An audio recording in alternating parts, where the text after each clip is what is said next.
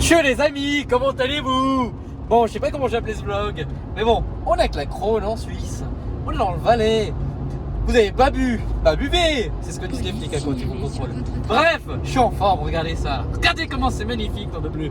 Je suis obligé de filmer en fait. Ça fait 1 semaine et demie que je suis en vacances en Suisse.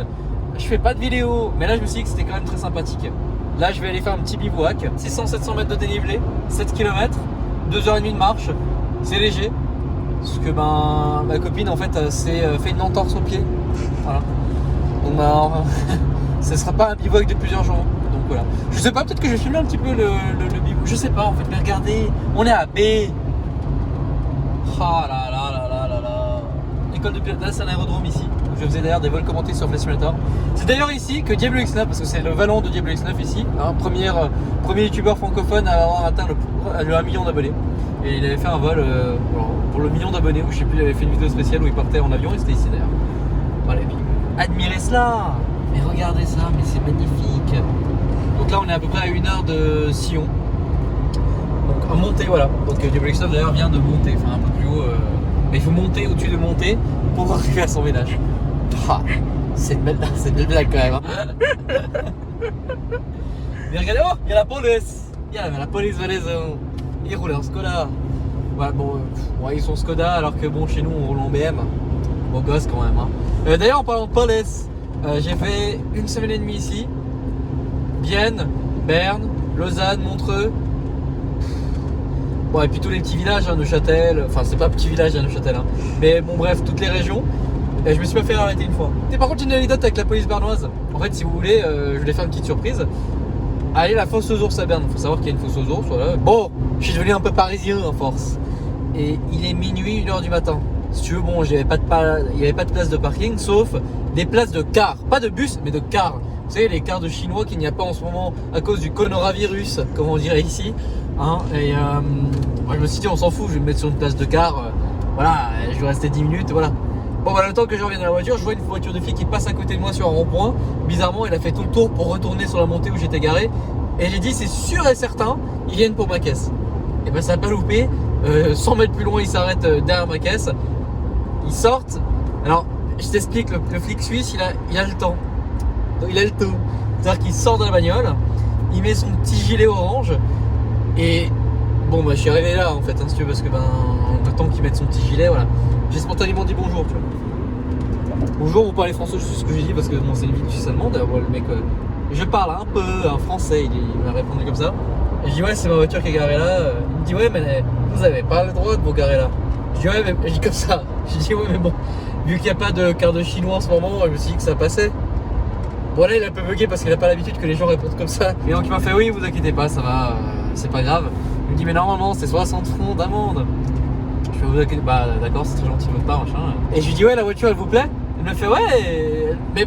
Alors, non, il m'a pas fait, ouais, comme ça. Il m'a fait, oui, elle est jolie. Et je lui voulais voir. Il me dit, non, c'est vraiment un nom. C'est un nom, il a envie, mais. Oh, putain, la RS6, putain, la config elle était bleue, d'un bleu vraiment très très beau. D'ailleurs, les voitures. Il faudrait limite que je mette une GoPro sur le toit et que je vous filme en fait mes petites balades. Regardez comment c'est magnifique. Et que vous voyez un peu le trafic routier suisse, c'est impressionnant. On croise ces voitures, vous n'avez pas idée en fait. Et bref, les flics ici sont très professionnels, c'est-à-dire qu'ils vont pas t'arrêter si t'as pas fait de la merde. Par contre, ils vont t'arrêter si tu fais du bruit ou si tu as une conduite de merde. Et ben, en fait, tu peux avoir une voiture de ouf. De toute façon, ils en croisent tous les jours et toutes les 2 minutes. Ils vont pas t'arrêter parce que ils en croisent tout le temps et bon, ça sert à rien si tu veux. Donc voilà quoi, et donc c'est pour ça que je me fais pas du tout arrêter ici. Et d'ailleurs, j'ai encore appris il y a quelques jours par un abonné d'ailleurs, je remercie tous les gens que je croise ici en Suisse et tous les gens que je croise en général. J'ai croisé beaucoup d'abonnés ici. D'ailleurs, j'ai fait une rencontre à Bienne. N'hésitez pas à me suivre sur Instagram, Alpha Delta Dancy, c'est là où je dis un peu quand je fais des rencontres ou où je fais des petites stories, voilà. Et j'en ai croisé un il y a quelques jours, hier en fait, dans les chiottes d'un resto à Neuchâtel. Et il m'a parlé de rassemblements qu'il y avait de temps en temps dans le canton. Et puis il y a une autre Crown Victoria qui apparemment c'est une GPD, donc Gotham Police Department. Donc la police de Gotham, elle est sérigraphiée avec la rampe sur le toit. Alors bon, il faut savoir que lui il roule avec la rampe cachée, mais on peut rouler avec une rampe. Et donc il y a une Crown Victoria full équipée avec une rampe et sérigraphiée en Suisse. J'avais déjà un abonné qui m'avait envoyé justement sur Instagram une Crown Vic dans le canton de Genève. mais sans pare-buffle, blanche, sans même lampe de recherche. Voilà, simple. Et moi il m'arrête pas du coup, il m'arrête pas parce que tout est assez discret et je fais pas chier quoi. Bon par contre l'échappement fait pas mal de sons. Donc voilà, petite anecdote en Suisse. Et là comme vous pouvez le voir, on est dans cette magnifique région. Franchement il y a tellement de choses à vous montrer, à filmer dans ce pays. Parce que je connais pas mal de choses à vous montrer, des choses très intéressantes. Bon c'est beaucoup, c'est rien à voir avec l'automobile là par contre. Je sais pas, par exemple j'ai visité une usine électrique, enfin il y a plein de choses à vous montrer, en plus c'est gratuit. Et la sympathie des gens de ce pays, franchement, c'est sans voix en fait. Parce que là, par exemple, j'ai visité le Papyrama. En fait, quasiment tout ce que j'ai visité, je l'avais fait quand j'étais petit à l'école. Et en fait, quand tu deviens adulte, enfin adulte, c'est un bien grand mot pour moi finalement. Mais ah bah tiens, ça c'est de l'Amirat Park. Bah d'ailleurs, je voyais la tour plus grande. Tu vois, quand j'étais petit, je voyais ça plus grand. Ça c'est hyper intéressant. Voilà, c'est l'Amirat Park, c'est très rigolo. Voilà. Enfin, de l'Amirat Aventure, pardon. Je voyais ça plus grand. Pour parler du Papyrama, justement, je voulais visiter, encore une fois. En plus, ils ont changé quelques petites choses. Et malheureusement, ça ferme à 18h. Moi, je suis arrivé à 17h15. Mais moi, j'ai rien compris en fait. Donc, c'est à 1h de chez moi. Et l'entrée, c'est quand même 18 balles. Oh, regarde le train RBDE 560. Voilà. Ah bah, on l'a loupé. Oh là là là là. Ah, mais je connais les trains aussi, c'est magnifique. Et donc, la caissière, elle me regarde, elle fait bon, vu qu'à 18h, il faut vraiment que vous soyez parti, rentrer en fait. Bon ça peut aussi arriver en France, ça peut arriver dans plein de pays. Mais dans la même journée, déjà je suis allé manger à Gruyère après. Je pense que c'était la meilleure fondue de ma vie. Donc juste avant le château de Gruyère, un resto magnifique. Et d'ailleurs là aussi un abonné m'a envoyé une photo de ma voiture sur le parking. C'est assez déstabilisant, c'est-à-dire que tu repars de là, tu regardes un peu tes DM et tu vois ça, tu es là, ah ouais d'accord. Et c'est malheureux, j'ai pas pu le croiser. Et donc meilleure fondue de ma vie. Et ensuite j'ai fait un petit tour à Montreux et à Lausanne. Et à Lausanne, je ne savais pas, il y a un Five Guys qui est ouvert. Et on passe à côté et on voit que c'est ouvert. Le temps de me garer, j'arrive j'arrive devant. Il est minuit 2, le truc ferme à minuit. J'entre et au moment où j'entre, en fait, t'avais le gérant qui vient et qui allait fermer les portes et qui me fait malheureusement on est fermé. Je fais moi avec ma tête un peu dégoûtée, je fais merde, c'est dommage, on voulait prendre un petit truc. Il me fait vous voulez prendre quoi? Je dis 2000 chèques. Il me fait bon allez entrez, on va vous en servir deux. Moi j'ai payé quand même, hein. Mais je te remercie. Franchement c'est trop cool. Enfin, il y a une telle gentillesse. Vraiment je compare ce qui est comparable. Hein. Mais à Paris, tu rentres pas en fait.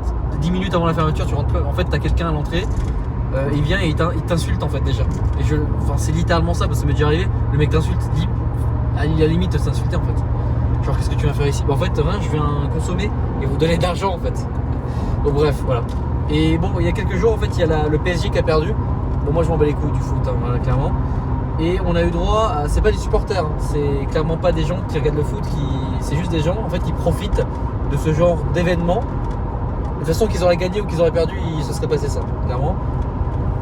Et c'est pas le foot que je vise, hein, c'est juste que c'est des gens qui profitent de quoi que ce soit. J'étais dans le salon et je regarde donc le live de Brut. Et putain, c'est qui le journaliste déjà? Lui, vraiment, il a des couilles, hein. Le journaliste de Brut qui va dans tous les événements, il a des couilles. Putain, j'ai oublié son prénom là, ça fait des années que je le suis. Bon, bref. Oh là là, cette petite rivière, regarde ça là. Oh là là. La petite rivière. D'ailleurs, là à gauche, c'est le vallon de Sion. Donc là, on arrive enfin sur le vallon de Sion. Donc là, on prend un virage, là, on est en train de gentiment tourner. Et là, sur la gauche, c'est voilà. Sion, Sierre, etc. Et donc, je continue ma petite histoire. Je suis en train de regarder ce live et je suis chez moi, je suis sûr. Et comme les premiers événements des Gilets jaunes, j'étais chez moi et je voyais ça en fait. Alors c'est pas les Gilets jaunes encore une fois le problème, hein. C'est les casseurs qui n'ont rien à voir avec ça, parce qu'en fait de base le mouvement est totalement pacifiste. Hein. Et donc à chaque fois que je suis chez moi en Suisse et que je vois ça, en fait il y a un côté totalement décalé. En fait on vit pas dans le même monde, on vit pas dans la même ville en fait, c'est pas possible. Parce que déjà moi j'ai vécu les premières manifestations de Gilets jaunes en direct. Et en direct et à la télé, déjà il y a deux mondes. C'est-à-dire que BFM merde, ils te vendent un truc comme si c'était la Seconde Guerre mondiale, alors que pas du tout, tu vois. C'est concentré à certains endroits. Celui dans le 15e, ils en entendent même pas parler, tu vois. Ils sont tranquilles, ils sont en train de siroter des trucs dans l'inventaire, tu vois. Et que c'est concentré que sur le 8e, principalement, et 2-3. Enfin bref. Là, pareil, hein, des casseurs qui pètent des trucs dans le 8e, des devantures, voilà. Messieurs, moi je regarde ça, je suis dépassé, quoi. Franchement, je suis dépassé, regarde ça, quoi. Non, c'est pas du tout pour dire que, entre guillemets, la France est de la merde et la Suisse est mieux, hein. Pas du tout. Hein. La France, je trouve que c'est un pays qui est sublimissime, qui a des paysages autant diversifiés que le nôtre, parce que nous, ça va être souvent ça, mais très beau, tu vois. C'est-à-dire qu'en France, t'as un peu ça, mais moins joli. Tu vois, par exemple, dans la région, là par exemple, je suis allé à Albertville, pas loin de Lyon, il n'y a pas longtemps. C'était sublime, tu vois. La vallée est aussi très belle. Enfin, il y a des endroits qui sont sublimes. Le sud, par exemple, je suis allé faire du bivouac, encore une fois, avec Mika dans les Pyrénées, pas loin de. Putain, pas de Dax, mais je me rappelle plus du nom de la ville. Enfin, dans ce coin-là, sublime aussi. Enfin, bref, il y a plein de régions qui sont belles en France. Le pays est magnifique. Mais regarde ça, genre de bleu. Regarde ça. Oh là là, vous avez pas des petits trains qui vont dans les régions, le funiculaire, les trains crémaillères. Ah non, qui te fait pas une fondue. Enfin bref, je suis désolé. Je suis trop content en fait, regardez comment c'est magnifique. C'est con, genre on aurait dû prendre de quoi faire une fondue en haut. Oh putain, ah c'est pas con ça. Ah ça aurait été trop bien, ça c'est juste le rêve. Bon, le Cathlon dans le sac si tu veux, il aurait pesé lourd. Donc voilà les amis, je vais vous reprendre un peu plus tard. Mais en attendant, regardez quoi. Sublimissime. Ah là là. Voilà tout de suite les amis. Voilà RBDE. Oui. Je m'appelle Daniel. J'en ai 8. Regarde. Putain, regarde de bleu. On est dans le Valais. Oh le bleu. Mate mes lunettes. Eh, je sais de la grandesse avec ça.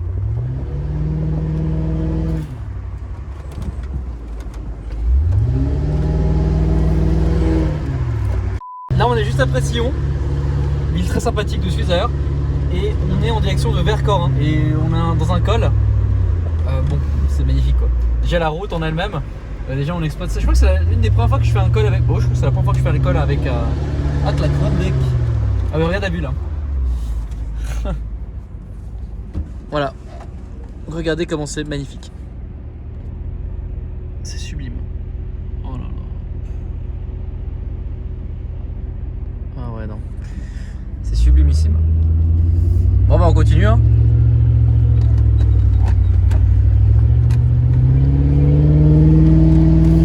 Bon alors, clairement c'est pas la voiture que je prendrais pour faire un rallye. Mais bon, rien que le son de la voiture c'est hyper agréable. Après il y a du monde donc il faut faire plutôt attention. On va pas vite hein. Là on a quoi? On est à 30. On est à 30-40. Oh là là. Alors là faut savoir une petite anecdote quand même. C'est que il manque un bout de l'échappement. Qui va être réparé bien sûr hein. Mais bon, ça fait un peu plus de bruit. Oups. Du coup voilà, c'est plutôt sympa. Ah là là.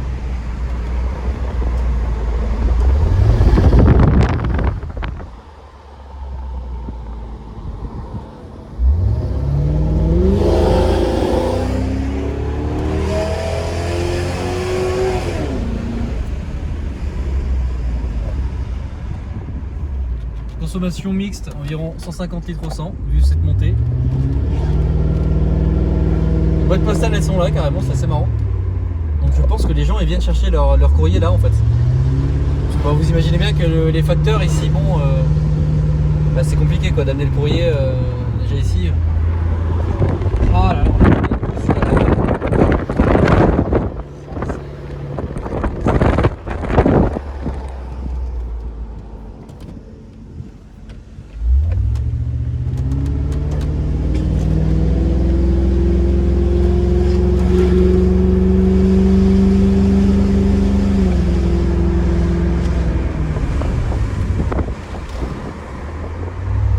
C'est un kiff.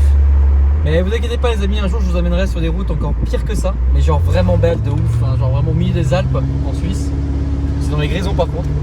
Et ben là vous avez le jour où je vous amène là, c'est-à-dire l'année prochaine. Laisse tomber. Là déjà, bon là déjà c'est sublime. Hein. La vue qu'on a là, les sombres quoi. Vous voulez quoi de plus? On a la vue, on a la bagnole, on a le son. Ben voilà. Et je parle pas du son de la veine. Hein. Oh là là. Alors attends, c'est pas où? Vercors, c'est par là, c'est à gauche.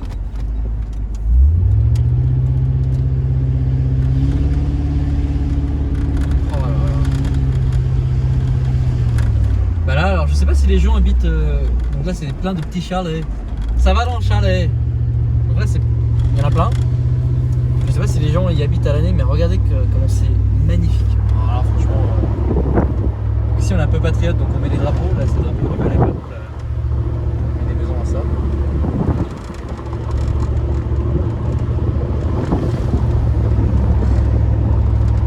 Et ici, je pense qu'il y a vraiment des gens qui habitent à l'année. C'est sublime.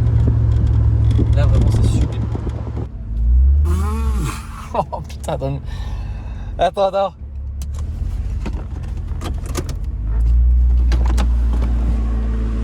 Oh là là. Ah oui non. Ça va pas se passer comme ça là. T'inquiète pas, ça va bien se passer. Waouh. Sublime.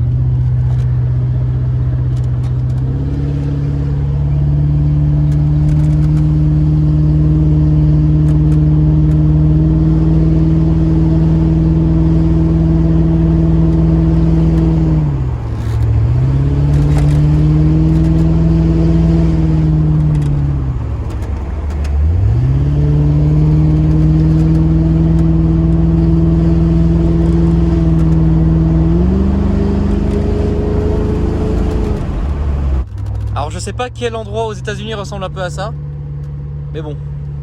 En tout cas, ce qu'on peut dire, c'est que cette voiture, elle a beaucoup voyagé. Hein. Elle a fait la Californie, bon, certainement d'autres endroits aux États-Unis, l'Allemagne. Bon bref, après voilà tous les endroits où je l'amène moi, hein, mais elle a du vécu, Titi, nom de Dieu. Là, on arrive aux télécabines et regardez ce paysage vraiment typiquement suisse, la petite église avec plein de petits chalets. Là, c'est vraiment typique suisse quoi. Donc là, la télécabine, c'est juste à droite. Hop. Oui, ça c'est Waze. Alors, parking public. Oh, la voiture elle a chaud de ouf, elle sent chaud, vous imaginez même pas comment. Et voilà, puis là c'est les télécabines. Bon, c'est comme si on est au ski mais sans skier. Voilà. Bon, le sac. Donc je rappelle, pèse, bon, j'ai vulgairement dire, hein, mais 12 kg du coup. La tente elle est là, 3,5 kg d'ailleurs, ça va s'indiquer dessus. Le tapis de sol, alors j'ai pas pris un gonflable, j'en avais un sur une autre XP et franchement c'était trop chiant. Je préfère 100 fois ça, plus pratique. Ici les bâtons de marche, là une soft shell, tout est 5,11, hein. 5,11, 5,11, 5,11, c'est dingue. 511, can you sponsor me? No? Okay, bro. So look at this. It's very beautiful Switzerland. Il faut être fier de son pays. Bon, c'est parce que, enfin, ouais, super. Je dis ça, voilà. Bon, bah, vu qu'on a un peu de temps, vu qu'on a beaucoup de temps, je peux montrer un peu ce que j'ai dans mon sac. D'ailleurs, n'hésitez pas à aller voir la vidéo de Garage School, Mika, sur sa chaîne, donc Garage School, où on fait un bivouac et ça part en couille, parce qu'en fait, il nous manquait ça. Voilà. C'était génial, mais il nous manquait ça. Voilà. Mais par contre, le chemin était, c'était un peu plus long, il y avait à peu près le même dénivelé. C'est pour ça qu'aujourd'hui, je le redoute un peu, parce que ça, allez, c'est 3 sur 6 en termes de niveau, donc c'est déjà pas mal. Voilà. Donc on a la première petite poche ici, où j'avais montré sur la vidéo où je présente Mental Click, mais bon là vraiment, ça la config vraiment 100%. Donc là, la trousse de soins. Ensuite, ici, on a la couverture de survie. Là, ici, la poncho. Ici, on a une lampe qui fonctionne en pile AA. Donc ici, et j'ai 2 piles AA ici. Donc ça, c'est une réserve de réserve, comme le rajout de rajout. Ici, une batterie externe avec des panneaux solaires. Comme ça, en tout temps, on est bien, avec évidemment les câbles qui vont avec. Ici, j'ai rien. Là-dedans, je crois que j'ai 2-3 trucs. Ouais, j'ai des masques, forcément, des masques et des gants. Voilà, donc ici, c'est la première poche, des choses pas très utiles entre guillemets. Ici, on a tout ce qui est, donc on a 2 piles. Là, ensuite, on a une brosse à dents ici, et là-dedans, on a voilà, petit dentifrice littéralement. Ensuite, ici, on a la poche avec les encas. Donc là, j'ai 3 barres chocolatées. D'ailleurs, je vais m'en faire une dès qu'on va commencer à marcher. Ici, une petite pompote, comme on dit en Suisse. Et dans la poche, j'ai encore un paquet de mouchoirs, un briquet. Donc un briquet normal, un bic. Et puis voilà, ensuite sur moi, j'ai le couteau suisse. Alors, regardez, tac, couteau suisse. Voilà, le seul de vrai, l'unique. Tac, une lampe ici. Voilà, que je viens de changer les piles d'ailleurs. Ensuite là, on a mon portefeuille, logique. masque. Là ici on a des gants que j'avais oublié la dernière fois, ça peut toujours être utile, c'est les mécaniques. En fait c'est tout ce que j'ai sur mon ceinturon de police, en fait je l'utilise réellement. C'est-à-dire que ça je peux l'utiliser pour du tir réel. Parce que quand vous tirez, dans la réalité c'est un peu compliqué, la poudre, la transpi, etc. Donc c'est du mécanique. Voilà. Donc on sait jamais, ça peut être utile quand on est à la forêt, si jamais on doit manipuler, vous savez, des branches. Enfin, ça serait con de se faire une écharde ou de se blesser quand on est ici. Se blesser bêtement. C'est hyper... ça fait du bien. Enfin, on entend rien quand on est là, on est baladé. C'est hyper agréable. Alors là, on est au mois d'août, en fin août. Donc forcément, là, il n'y a pas de neige. Là, habituellement, ici, c'est pour aller skier. Là, le fait d'être dans une télécabine, ça me rappelle, là, vous savez, American Pie, à un moment donné, il se retrouve bloqué avec la blonde, là. Puis il saute. Ouais, je sais pas pourquoi ça me rappelle ça, c'est marrant.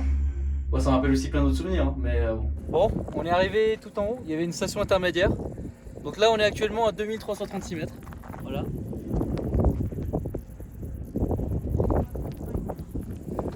Comme on peut le voir, le paysage autour de moi, c'est juste sublime. C'est vraiment magnifique. Nous, notre objectif, donc, il y a la petite forêt qui est en dessous. Il y a un chemin, je sais pas si on va le voir. Il y a un chemin en dessous là. Faut donc qu'on reprenne à droite, qu'on descende, qu'on reprenne le chemin. Ensuite, tout au fond, il y a des rocheuses. Et un chemin dans les rocheuses avec un énorme dénivelé. Bah, je l'ai regardé hier sur la topographie, c'est un peu relou, donc c'est là. Et ensuite, le lac et l'objectif, il est derrière. On le voit pas là et en gros, on arrivera tout au fond là-bas. Voilà. Bon bah écoutez, c'est parti. Bon, ça fait 1 heure qu'on marche. Il nous reste à peu près 1h30. On a fait, donc là, on a descendu. Je sais pas. Ah, c'est con, il y avait un panneau il y a 2 secondes là. Je sais pas à quelle altitude on est, mais on a bien fait un dénivelé de déjà 200 mètres en descente. Donc dites-vous que bon, on était à peu près à la hauteur des rochers là-bas. Donc là, c'est que du plat. Nous, après, on va devoir monter là-bas, là, les rochers que vous voyez. Et là, il y a une magnifique cascade sur la droite. C'est super beau. Dernier bout de plat avant d'arriver justement au niveau des rocheuses, si je peux dire ça comme ça. Et là, on a la chute qui est devant nous. C'est peut-être le problème, c'est que je vais me répéter dans les mots si je continue à dire que c'est magnifique, quoi. Mais bon. Le vallon, la vallée. T'imagines, t'arrives avec un planeur comme ça et tu. Bon. J'ai déjà fait ça dans un endroit plus petit. C'est sublime. À côté de chez moi, justement, j'avais fait des loopings dans un truc comme ça là, au Chasseral. Oh, c'est déjà ouf, mais alors là, imagine quoi. Waouh. Et on est tout seul, qu'on a croisé une randonneuse et un groupe en vélo de 4 personnes. C'est des Anglais d'ailleurs, les mecs. Ils étaient paumés. C'est marrant, là, sur la droite, là, il y a une buvette. D'ailleurs, c'est pas cher. 3 balles le coca. Autant te dire que c'est moins cher qu'en bas, c'est inexplicable. Et 23 balles la fondue. Donc demain, je t'explique, à midi, on va aller là, bouffer une fondue. Voilà. Bon, qu'est-ce que tu veux de plus? Alors là, on n'est plus qu'à, je sais pas, une vingtaine de minutes. Bon, on met pas mal de temps, on fait pas mal de pauses, on admire surtout beaucoup le paysage. Et là, on peut voir, il y a au moins 200 moutons. Alors, on voit pas très bien. Hein. Bon, je pense que ça s'entend par contre. Il y a énormément de moutons. Sur environ plus d'1 km² en face là. D'ailleurs, il y a même une personne, là, on le voit en bas là avec un petit sac à dos rouge. Enfin, on va pas le voir avec la caméra, mais il y a quand même quelqu'un. C'est fou. Tu te rends compte la vie qu'il a, le gars. J'ai envie de juste passer une journée avec lui pour comprendre en fait. Il est tranquille quoi, personne vient l'emmerder. Là, il y a une sorte de refuge et ouverte à tous en fait. Donc déjà là, on est à 2377 mètres. Cette cabane appartient au consortage de l'alpage de Tsan. Enfin bref, elle a été rénovée en 2018 par la commission. Enfin bref, voilà. C'est une région privilégiée où se conjuguent harmonieusement beauté, silence pastoral et réflexion. Promeneur, gardez ses lieux propres et respectez-les. En fait, moi je suis arrivé, je me suis dit, oh, ça va être fermé. Non, c'est ouvert. Et en fait, le pire, c'est à l'intérieur. Là, on est typiquement dans le respect suisse, quoi. C'est-à-dire qu'en plus, j'avais pas vu, il y a un petit balai, il y a de quoi nettoyer. Mais c'est super propre. On dirait que ça a été construit hier, quoi. Bon voilà, l'avantage c'est que si jamais il y a un problème, on peut revenir ici, on peut dormir là, ici quoi. C'était prévu à cet effet je pense. Donc voilà quoi, Mika, voilà, on aurait tombé sur ce genre d'endroit hein, pendant notre rando. Ah, allez. Yes mec, we made it. Bon, on va poser tout le matos et on va faire un petit topo. Bon, en tout cas là, il fallait absolument que je filme ma réaction. en voyant le mini lac. Ouh. Bon, autant vous dire que le maillot de bain qui est là, il va pas servir hein, parce que l'eau elle a l'air méga froide. On vient d'arriver. Pendant que madame fait l'attente, moi je vais chercher de l'eau. Comme sur la vidéo avec Mika, je m'occupe de la bouffe, ma che sono italiano, ma. Alors, tac, on va enlever tout ça. Ouh là là, il y a l'air d'avoir pas mal de poissons là. Ah oui. Ah non, ça va l'eau, je la pensais très marécageuse, mais non, ça va en fait. Tac. Bon, ça va, mes chaussures prennent pas l'eau aussi. Oh putain, comment elle est froide. Waouh. Autant dire que là tu t'y baignes pas. Et ensuite, hop là. Voilà. Donc on va attendre que l'eau chauffe gentiment. Tac, voilà. Ça, je le mets dans mon sac. Et le support, bah, j'utilise pas parce qu'il est pas très stable. Donc bon, je le pose toujours à même un caillou, un endroit très plat. Parce que c'est pas très stable. La tente est posée. Moi je laisse mon t-shirt un peu séché comme ça là, parce que bon, c'était au niveau humide, enfin c'était plutôt humide au niveau du dos. Là j'ai quand même un truc, hein, j'ai quand même des habits de rechange. Très important. Donc là, bon, le sac je vais le rentrer. J'ai encore 2-3 choses à sortir là. Toutes les affaires sont prêtes. Il y a un aigle. Il y a le sac poubelle qui est à l'extérieur, très important. Jamais laisser des déchets les amis, vraiment. C'est cool de faire du bivouac, mais il faut jamais laisser les choses dehors. Alors, le repas du soir. Alors là, un grillon, voilà, on l'a vu, une sauterelle. Donc pâte à la bolo. Donc voilà, avec, c'est bientôt bon. Donc là j'ai mis 1 litre. Et ensuite comme dessert, pomme banane façon crumble. Voilà. Donc au soir repas, bon on a acheté ça chez Decathlon, donc bon voilà. Et ensuite moi vu que j'ai extrêmement la dalle, je vais me faire une entrée de ça en fait. C'est une soupe. T'es sûr que tu veux pas? D'accord, elle veut pas. Et ensuite ça c'est les plats que j'avais fait quand j'étais avec Mika. Ça c'est 280 ml. Bon, alors écoutez, je vais déjà les ouvrir. Donc là, ici. Donc voilà la gueule que ça a. Voilà. Donc ça ressemble à ça. Ensuite, il faut mettre environ 300 ml d'eau. Et ensuite, c'est une belle gueule. Les desserts, ça on va les mettre de côté. Alors là, déjà, on a du thé. Je vais faire un petit thé. Voilà, dans la petite tasse. Donc c'est des tasses qui sont repliées, c'est assez pratique. Ça a été fait exprès pour.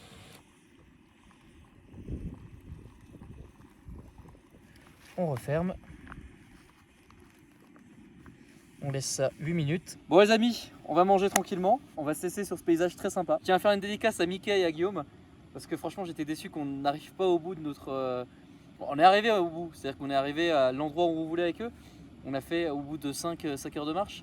Là on est arrivé au bout et en plus on va pouvoir dormir sur place. Ce qu'on voulait faire avec Mika et Guillaume. Malheureusement ce jour-là il a fait moche. Aujourd'hui bon là ça va. Il n'y a pas l'air d'avoir trop de nuages dégueulasses. Par contre il fait très frais. Et voilà, écoutez, on se retrouve demain. Bon bah salut à tous. Il est 9h du matin. Ça fait depuis 7h30 que je suis réveillé. Là je vais préparer un petit chocolat chaud. Et il y avait 2 randonneurs qui étaient là-bas, ils sont partis. Et on a quelqu'un qui pêche là-bas tout au fond. Je sais pas si vous voyez. Voilà. Bah très sympa, il est venu nous dire bonjour. Je vous ai pas menti, regardez le nombre de poissons qu'il y a là. Évidemment là on les voit plus trop, mais il y en a beaucoup. Là il m'a dit que ce qui mordait un peu ici c'était beaucoup de perches. Il m'a aussi dit que le week-end ici il y avait jusqu'à... Ah, il y a un poisson qui a sauté. Il y avait jusqu'à 70 personnes autour du lac. Bon on a repris la tente. Là on est à côté des petites fleurs. Magnifique. Et bon, on s'est pas mis ici parce que comme vous le voyez c'est marécageux. Et oh alors là mais regardez ça. Regardez ça. Et c'est magnifique. En fait, mon rêve, clairement, c'est d'habiter par là, en fait. Genre, tu te réveilles le matin, tu as cette vue. Bon, autant te dire que l'eau, elle est méga froide.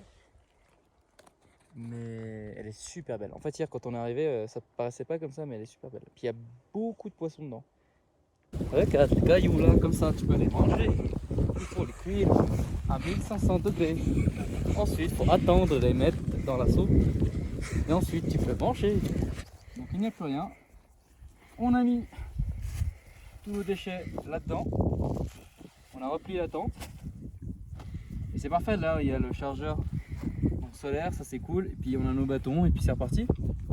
C'est quand même pour vous montrer, c'est très important les amis. Parce que de plus en plus il y a d'endroits où ils refusent de bivouac ou quoi que ce soit. Parce qu'il y a des gens qui ont abusé, qui foutent de la merde, qui laissent des déchets. C'est désespérant. J'ai le bronzage de paysan. Alors, bon, en fait hier on est passé par en bas là. Donc tout le chemin qu'on voit ici. Bon, à la base, en fait, on était censé prendre le chemin qu'on prend actuellement. Mais en fait, on voit toute la descente qu'on doit faire là. Et on peut admirer justement tous les marécages en bas là. C'est super beau. Ça y est, on a tout descendu. Là, on est au niveau de la chute qu'on a pu observer hier, qui donne sur le vallon. C'est super beau. Et la buvette, elle est juste là-bas. Bon, on est arrivé. On a mis 2 heures. Bon, là, je pense qu'on a mérité notre petite fondue. Voilà.